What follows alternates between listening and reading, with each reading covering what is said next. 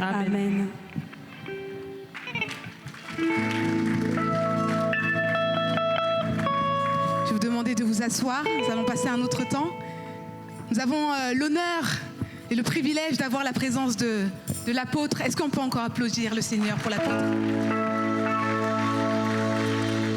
Gloire à Dieu.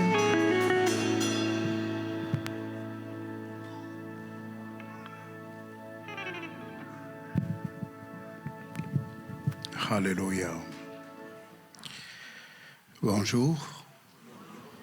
Quelle joie de nous retrouver entre frères et sœurs en Jésus-Christ.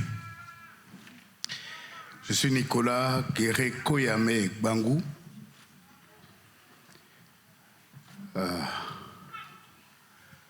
Je suis le frère et l'ami de Josué Binoua et Elisabeth, que j'aime souvent appeler affectueusement Jo et Babette.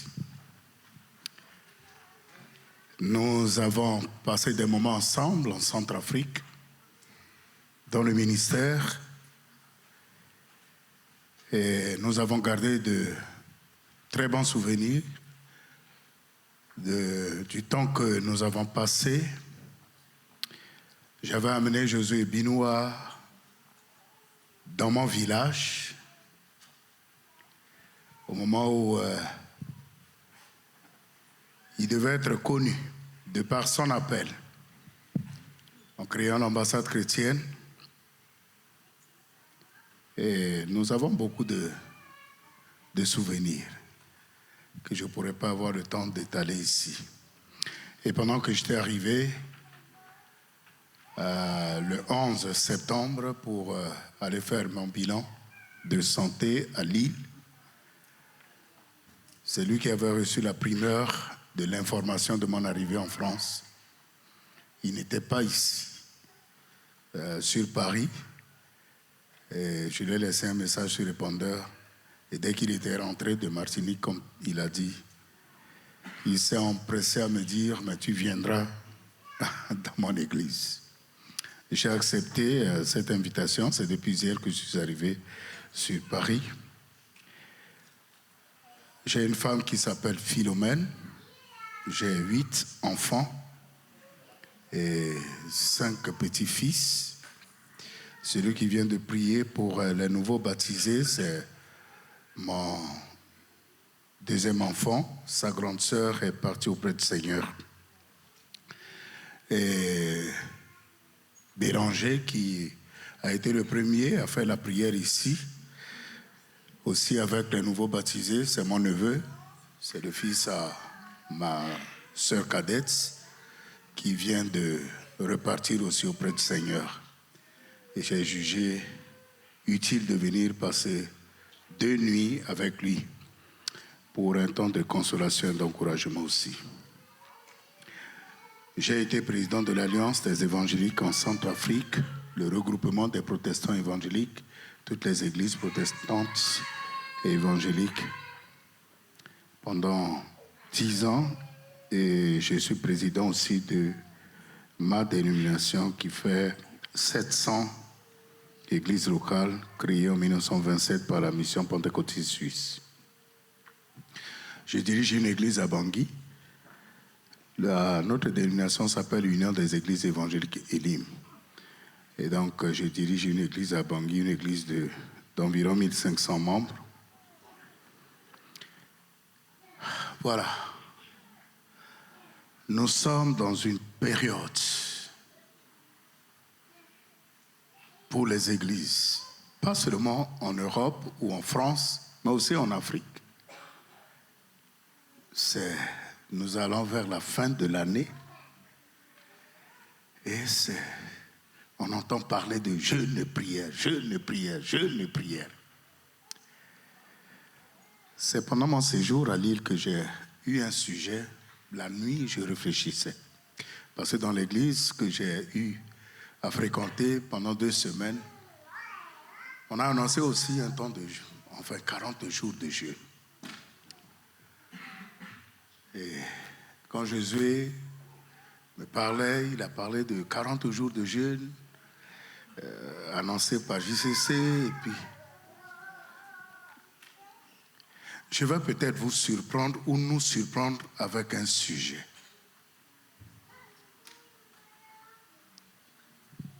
Si vous ne l'avez pas encore écouté, j'ai intitulé cette exhortation « Le jeûne à effet immédiat ».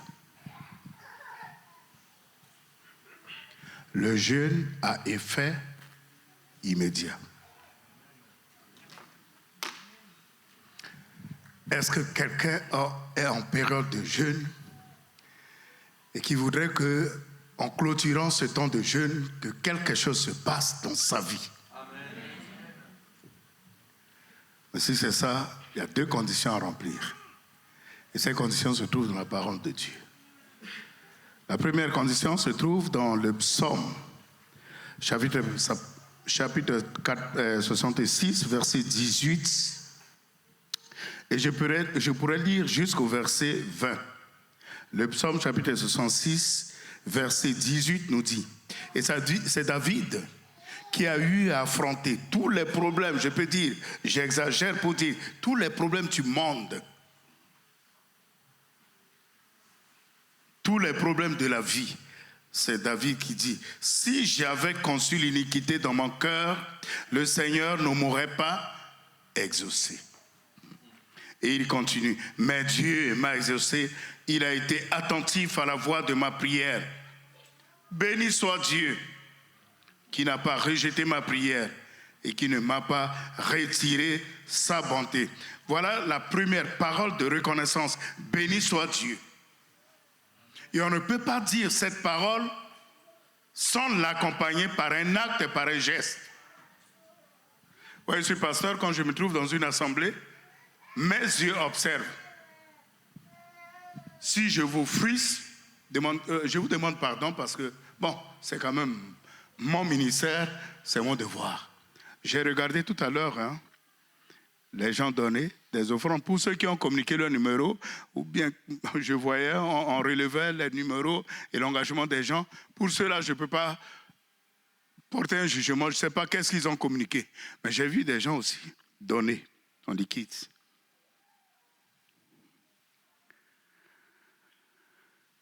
Je suis venu de l'Afrique, mais j'ai vu des gens donner des jetons. Je ne sais pas qu'est-ce que... Bon, jetons de quoi? Parce que les jetons que je connais ici, c'est 1 franc, 2 francs. Est-ce qu'il y a aussi des jetons de 500, de 50 francs? Je ne sais pas. Mais j'ai vu des jetons. Je ne m'attarde pas là. Je ne m'attarde pas dessus.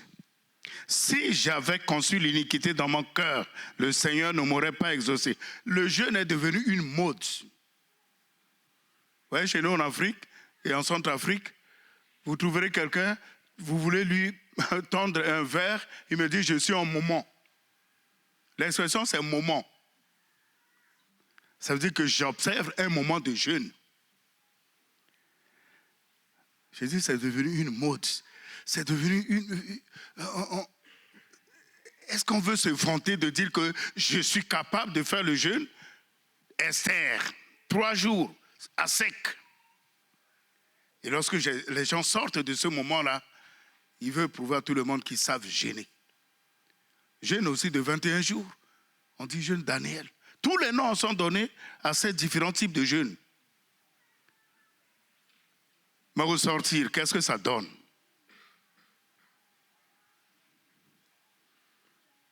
J'ai suivi les témoignages tout à l'heure ici. Et je bénis le Seigneur pour l'acte que le Saint-Esprit a accompli. Ça, c'est la première recommandation. Le premier élément que nous devons retenir, la première leçon de David, qui a passé des moments, des combats, l'adversité, tout et tout. Mais il a fait ce témoignage. Si j'avais conçu, pendant tout ce temps que j'ai connu, l'adversité que j'ai affrontée, et j'ai observé des moments de jeûne aussi, certainement des moments de prière, des privations, de nourriture, tout et tout. Mais pendant ce temps, ma communion avec Dieu était au beau fixe. La communion avec Dieu. Et voilà, il pouvait le dire ouvertement, sans avoir honte, sans avoir peur, sans hésiter. Si j'avais conçu l'iniquité dans mon cœur, la chose se passe ici, quand on a le cœur pourri, rempli d'amertume et de tout. Et le Seigneur Jésus va dire, et écoutez le passage que je vais vous lire. J'ai un homme qui m'a impressionné face à ce passage que je vais lire, Matthieu, chapitre 5, versets 23 et 24. Matthieu, c'est notre maître, c'est le Seigneur Jésus-Christ qui savait observer des jeunes, qui savait retirer des disciples quelque part pour prendre des moments de prière jusqu'à la veille de son épreuve la plus dure, la plus difficile, qui nous a accordé le salut aujourd'hui. Il a retiré les disciples. Et c'est lui qui a donné cet enseignement aux disciples. Si donc tu présentes ton offrande à l'autel et que là tu te souviennes que ton frère a quelque chose contre toi, laisse là ton offrande devant l'autel et va d'abord te réconcilier avec ton frère. Puis viens présenter ton offrande. Quel temps nous avons gaspillé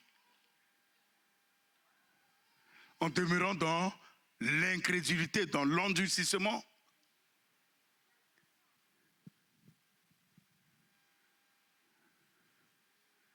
Parfois, on pense que c'est le fait de donner beaucoup d'argent ou donner beaucoup de choses à l'église que Dieu va nous exaucer.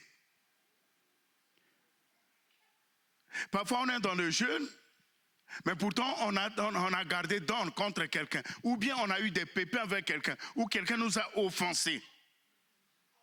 Quelqu'un nous a offensés. Ce n'est pas moi qui l'ai offensé, mais il m'a offensé. Je dis, ah mais ce n'est pas moi. C'est lui qui m'a offensé. Hein? J'étais président de l'Alliance, comme je l'ai dit. Et on devait réconcilier deux serviteurs de Dieu. Et bon, voilà. L'un s'est expliqué. L'autre aussi s'est expliqué. Et après, on a dit, bon, qu'est-ce qu'on fait? Est-ce que vous pouvez vous demander pardon? Un dit non. Ce n'est pas moi qui l'ai offensé, c'est à lui de me demander pardon. Et après, nous avions un aîné qui était aussi président de l'Alliance avant moi, qui nous a tous enseignés. Je veux parler du feu Isaac Zokwe. Et puis il a dit, écoutez, ce que vous êtes en train de dire entre vous là, ce n'est pas ça. Voilà ce que Jésus a dit. Il nous a lu ce passage. Et vous savez, qui s'est levé? Qui a été le premier à dire, bon, mon frère, à la lumière de ce passage, je te demande pardon. Alors que c'est lui qui était offensé. Vous savez qui? Vous voulez que je le nomme? Est-ce que vous voulez que je le nomme? C'est le pasteur Josué Binois. Et depuis ce jour, cet homme m'a marqué par sa capacité de comprendre la parole de Dieu et de s'incliner devant la parole de Dieu.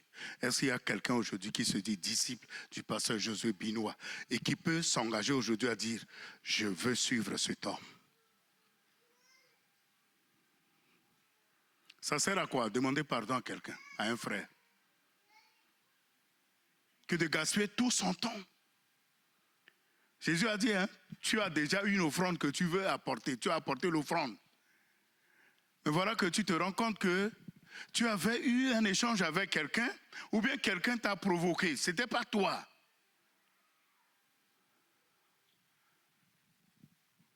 Mais Jésus te dit, dépose ça. Dépose. Repars là-bas. Alors quand tu vas repartir là-bas, c'est pour arranger quoi avec lui? Alors que ce n'est pas toi qui l'as offensé. Tu vas introduire comment? Est-ce que tu vas lui dire, frère, pardonne-moi, ou bien ma soeur, ou bien pardonne-moi parce que je t'ai... Non, mais ce n'est pas toi qui l'as offensé. Mais Jésus dit, va, repars vers lui. Ouais, il y a tellement de blocages que nous-mêmes, nous avons organisés dans notre vie qui ont fait que nous passons les temps, des mois. Je l'ai dit, hein, toutes les étapes des jeûnes, nous les avons observées. Et souvent, je dis aux intercesseurs, je forme les intercesseurs, et souvent, je dis aux intercesseurs, je ne peux pas comprendre que quelqu'un qui est toujours là dans la présence de Dieu soit toujours dans une prison des problèmes. Quelqu'un qui est là, toujours dans la présence de Dieu. Et je veux vous défier ce matin pour vous dire comment peut être un chrétien, mais un chrétien de tous les problèmes, avec tous les problèmes. Oui, la France est difficile, mais la France n'est pas difficile, plus difficile que Dieu. Est-ce que quelqu'un convient avec moi? Que la France n'est pas plus difficile que Dieu, que la France n'est pas impossible à Dieu. Alors, je vais juste faire 2 applications et je finis.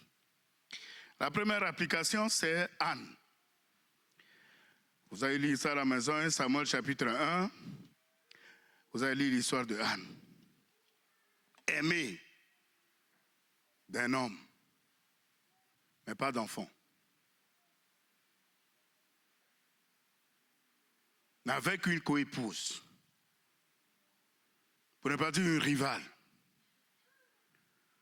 Tout le temps en train d'être agressée par cette femme. Mais bien aimée de son mari. Bien aimée, hein? Parce que la Bible dit que son mari avait l'habitude de lui donner la double portion de ce qu'il donnait à l'autre épouse. Parce que le mari pensait que c'est les dons matériels là qui vont consoler une femme qui n'a pas fait d'enfant. Il ne comprenait pas que Anne souffrait d'angoisse, de chagrin. Non, ce ne sont pas les dons matériels. Hein. Tu peux beau aimer une femme, lui offrir même quoi? Je ne peux pas énumérer les cadeaux, les dons, les présents. Mais si ce qu'elle désire, comme toutes les autres femmes, avoir un enfant, oui, il y a des femmes qui ne veulent pas avoir d'enfant. Ça, c'est un autre cas. Mais elle veut avoir un enfant, elle n'a pas d'enfant. Et elle est là, tout le temps, en train de subir l'humiliation, des moqueries, des intrigues, subir des ingratitudes. Parfois, il peut dire, mais est-ce que Dieu n'est pas conscient de ce que je fais pour lui? Pourquoi donner des enfants à ma coépouse, à ma compagne, à ma rivale et pas à moi? Il y a certainement quelqu'un dans la salle ici qui court après un enfant, mais qui n'a pas trouvé. Et qui est venu dans cette salle aujourd'hui, dans cette assemblée, avec ce chagrin-là qu'elle a traîné depuis longtemps. Alors, oui, tu as épuisé déjà toutes les cartouches des jeunes, mais c'est aujourd'hui. Tu peux croire que, comme Anne était allée au temple, hein, comme tu es venu. Mais quand elle est venue, le célèbre pasteur Josué Binois était là, conduisait le temps des offrandes, le temps des sacrifices. Et puis, il voyait une femme là qui est là, en train de marmotter, alors que le temps de prière est fini.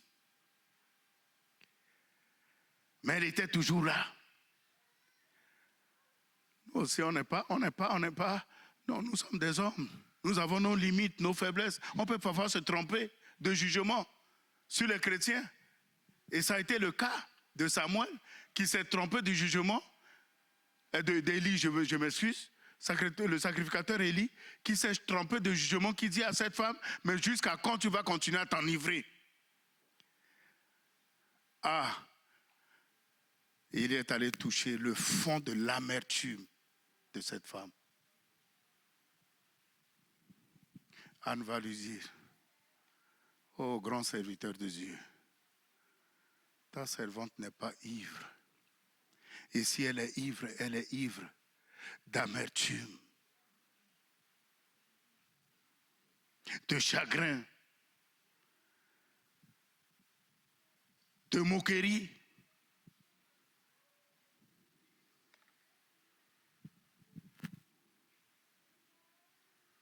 Et il a compris finalement. Je ne sais pas quelle a été la fin, mais il lui a dit que le Seigneur exauce le vœu de ton cœur. Mais ça ne s'est pas arrêté là. Hein. Vous voyez, quand le pasteur Jésus m'a dit que c'est un jour d'action de grâce, moi je n'aimerais pas que ce mot action de grâce revête une légèreté. Moi je dis ça souvent à l'église que je dirige. Quand on dit action de grâce là, c'est des remerciements. Mais remerciements par rapport à quoi? Qu'est-ce que Dieu a accompli dans ma vie et que je voudrais, nous sommes la fin du mois, hein? C'est le 29, demain c'est le dernier jour de septembre. Est-ce que si on devait s'interroger, si moi je devais vous interroger, parce que moi je ne suis pas votre pasteur ici, et je reste après, demain, je vais repartir en Centrafrique. Et si je devais poser la question à quelqu'un, ce que tu as donné aussi, tu as donné aujourd'hui ici, est-ce que ça revêt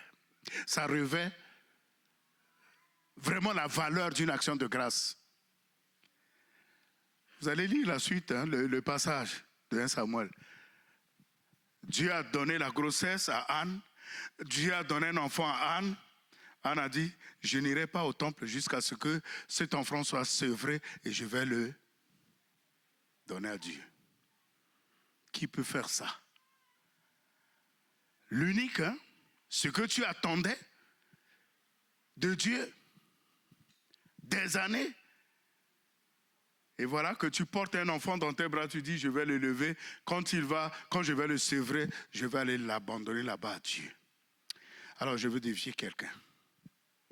Le chômage, oui, il y en a. Et si Dieu décidait d'arrêter ton chômage aujourd'hui, parce que tu as tellement pleuré, tu as tellement marché dans Paris ou dans la ville de France, et je dis aujourd'hui, ça va. J'ai écouté mon fils là témoigner ici. Ouais. Épilepsie. Ouais, nous tous, nous serons contents de voir que définitivement, Dieu l'a déjà délivré. Et si Dieu l'a fait, est-ce qu'il va rester dans la maison de Dieu pour dire qu'est-ce que je peux offrir à Dieu? Si ce n'est que de m'offrir à lui et de lui dire tous mes biens là, c'est pour toi. Voilà. Mais après, Dieu n'est pas injuste. Hein? Dieu a donné encore des enfants à Anne pour lui dire, comme tu m'as offert la prémisse, allez, le reste, c'est pour toi. Est-ce que quelqu'un peut dire, le reste, c'est pour toi? Ouais. Et le deuxième exemple, c'est le peuple d'Israël. Hein, vous voyez. Aujourd'hui, Israël est en combat, hein, en guerre, je veux dire. Israël est en guerre. Mais il a toujours été en guerre. Je voudrais dire à tous les enfants de Dieu, un enfant de Dieu qui a reçu l'appel de Dieu, une onction de Dieu sur lui, que Dieu l'a mis à part, que tu le veuilles ou pas, les combats, tu vas toujours les affronter. Mais la seule chose que je voudrais vous garantir, quand on est avec Dieu, on marche avec Dieu, quelle que soit la taille des combats, mais on marche toujours de victoire en. Est-ce que quelqu'un veut marcher de victoire en victoire? Ouais, de victoire en victoire. Ah, je connais aussi le combat que cet homme a soutenu hein, en Centrafrique. C'était son pays, mais c'est pas parce que c'est mon pays. Ah, les Juifs en terre étrangère. Mais une femme juive a reçu une faveur d'être la femme du roi sur une terre étrangère. Mais pendant ce temps, il y a un édit, un décret qui est signé du roi, qui porte le sceau du roi.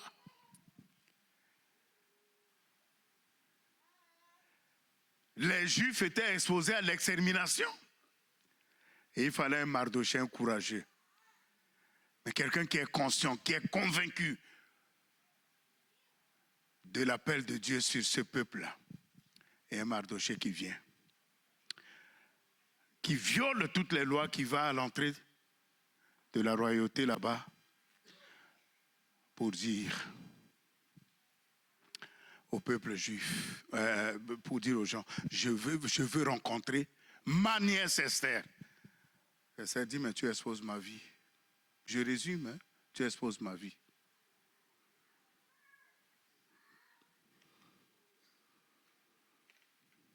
Et il ne va pas dans une veste comme moi, mais il va dans un habit de détresse. Et il envoie Esther. Esther dit, non, ce n'est pas autorisé. Le temps n'est pas venu pour moi de rencontrer mon mari, le roi. Il faut qu'il me tende de sceptre. Mais il a bravé. Et après, il a dit, Mardochée, allez dire à Mardochée, quel est le problème? Mardochée lui dit, c'est parce que tu es là-bas dans la cour. Les menaces pesantes maintenant sur Israël, sur le peuple d'Israël te concernent aussi. Bref. Qu'est-ce que Esther va dire? Recommander un temps de jeûne. Hein? Allez-y, 3 jours de jeûne. Ce n'est pas aujourd'hui. 3 jours de jeûne. Sans aller prendre les 3 jours de jeûne. Vous ne mangez pas. Vous couchez sur le sac. Et oui, 3 jours de jeûne. Et le jeûne qui a eu un effet immédiat. Parce qu'après, ce n'était pas le jour de recevoir Esther, mais le roi, son mari, l'a reçu.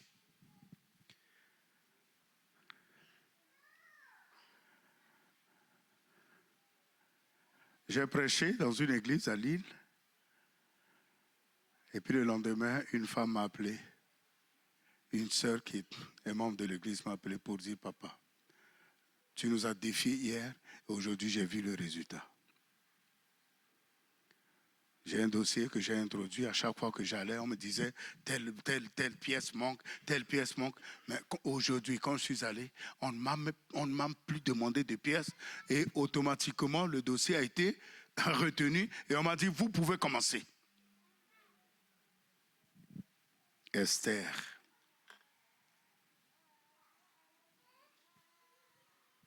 A recommandé un temps de jeûne. Et vous savez, quand j'ai lu ce passage, ce qui m'a impressionné, c'est que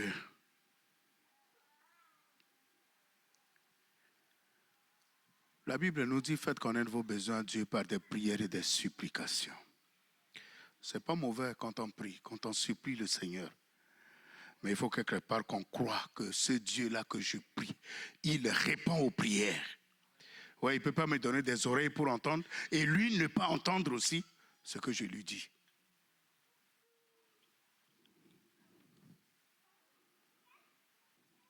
Oui, il y a toujours une différence entre le juif et le non-juif. Et il y a aussi une différence entre le chrétien et celui qui n'est pas chrétien. Nous, c'est la parole de Dieu qui fonde notre foi. Cette parole-là que je tiens, que je porte, c'est elle qui fonde ma foi. Un prêtre que j'ai adopté, qui travaille dans ma ville natale, à Mumbai, que Jésus connaît.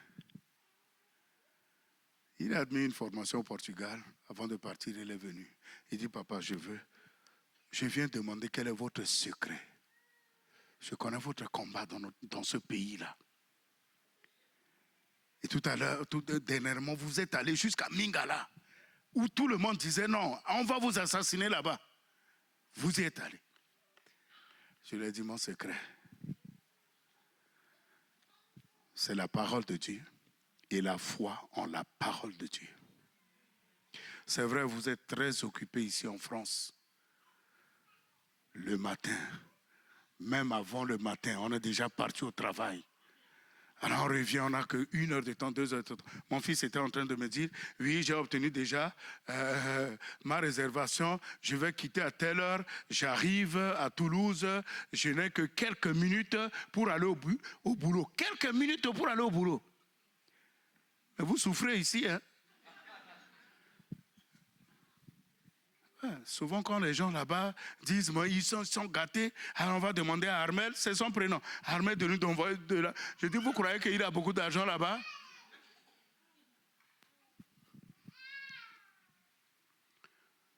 Non, tu es différent des gens qui ne connaissent pas le Seigneur. Et à cause de ça, tu dois revendiquer ton statut. Vous savez, à la fin de l'histoire, je vous dis que il y a eu des avantages, des privilèges que, par exemple, les Juifs eux-mêmes, Mardoché, lui, il était convaincu, hein, mais Esther ne savait pas. Qu'est-ce qui s'est passé quand Mardoché a secoué la foi d'Esther, comme je suis en train de secouer votre foi, de réveiller votre foi? Aman, cet ennemi des Juifs là, qui a fait signer un décret là pour leur extermination. Les choses ont changé. Hein? La peur a changé de camp. Les menaces ont changé de camp. Et c'est Esther. C'est Mardoché d'abord qui va hériter des honneurs de Aman. Aman qui s'attendait à l'humiliation de Mardoché, parce qu'il a préparé même un bois pour que Mardoché soit pendu. Mais c'est maintenant Mardoché qui a hérité de l'honneur, des honneurs. C'est Mardoché qui devait être porté sur le char, et maintenant Aman est en train de l'accompagner et de crier, si quelqu'un bénit une personne, qu'est-ce qu'on doit faire de lui? Et quand il a fini, il est reparti vers sa femme, il lui a raconté, sa femme lui a dit, avec tout ce que tu racontes là, c'est fini. C'est ce juif Mardoché là, qui est plus honoré que toi, mais c'est fini. Et Esther, qui n'avait pas de rendez-vous, je l'ai dit, elle a reçu le sceptre tendu de son mari. Le boulevard que le jeune peut ouvrir. Est-ce que je peux dire au pasteur Josué, à Elisabeth, à toute l'équipe dirigeante de cette église, ma prière en ce jour est que ce jeune que vous avez observé non seulement ouvre un boulevard pour la fin de cette année devant vous, mais pasteur, que cette église soit une source, mais là je dis une source abondante pour tous ceux qui vont fouler ce lieu. Que les gens témoignent que là-bas, l'église, je ne retiens pas le nom, Belle au miel. Vos noms là, ici, là. Alors, Belle au miel. Qu'on dise que là-bas, c'est la source des miracles. Parce que les gens croient aux miracles. Les gens croient à ce que la Bible peut faire.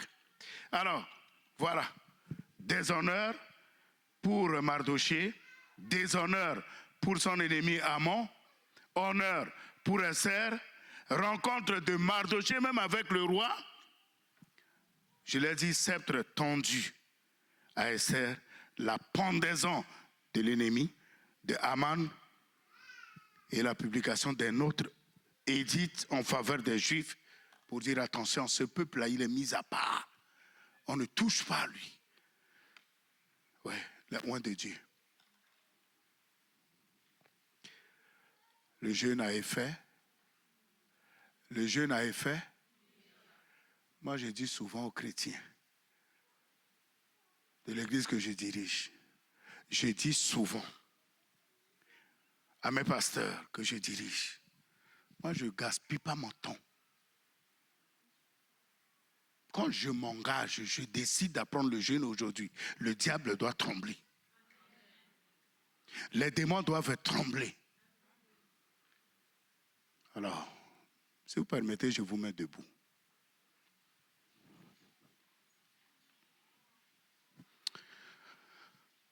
Ouais, vous avez chanté beaucoup de chants ici, qui sont des chants de la RCA, qui viennent de Centrafrique aussi, de l'Afrique. Je ne sais pas lequel vous allez chanter, mais je voudrais simplement, avant de laisser la place à Josué,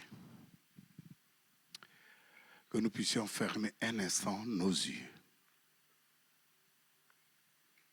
Fermons nos yeux. Et passons un peu le film de nos combats,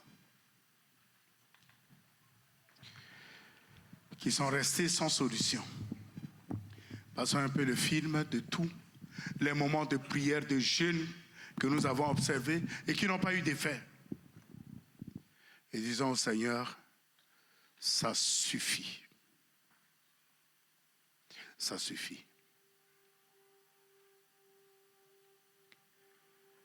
Ouais, lui prend tout, Seigneur. Aussi, vous connaissez ce chant, entre tes mains j'abandonne tout ce que j'appelle mien.